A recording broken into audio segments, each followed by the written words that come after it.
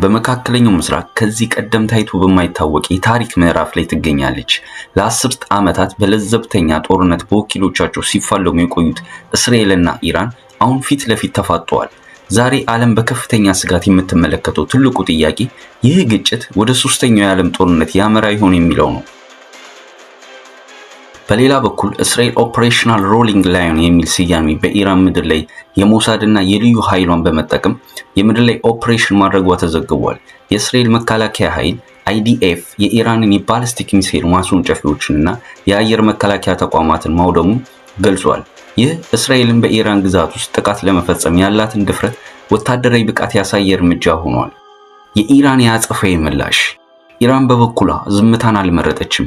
በመቶዎች የሚቆጠሩ ሚሳኤሎችና ድሮኖችን ወደ እስራኤል ከተሞችና አካባቢ ወደሚገኙ የአሜሪካ ጦር ሰፈሮች በመተኮስ ምላሽ ሰጥታለች። ጥቃቱ በእስራኤል ከተማ ላይ የሰው ሕይወት መጥፋቱን የተነገረ ሲሆን በዱባይ በዶሃና በማናማ ባህሬን ከተሞች ላይም ከፍተኛ የፍንዳታ ድምጾች ተሰምተዋል። ጦርነቱ በቀጥታ የዓለም ኢኮኖሚ እያናወጠ ይገኛል። በአንድ ቀን ውስጥ የነዳጅ ዋጋ ከ12% በላይ ጨምሯል። የሆርሙዝ ወሽመጥ በመዘጋቱ ምክንያት ትልልቅ የጭነት መርከቦች ጉዟቸውን አቋርጠዋል። በመካከለኛው ምስራቅ የሚገኙ ትላልቅ የአየር ማረፊያዎች በደህንነት ምክንያት ተዘግተዋል። ዓለም ዛሬ ያለችበት በአደገኛ የመስቀለኛ መንገድ ላይ ነው።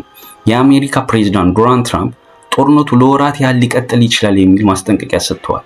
ዲፕሎማሲያዊ ጥረቶች ቢቀጥሉም የቀጠናው ሀያላን አሁንም ጣታቸው ያለው በቃታው ላይ ነው። ጉዳዩ የእስራኤልና የኢራን ብቻ ሳይሆን የዓለም የሰላም ደህንነት የሚወስን ሆኗል።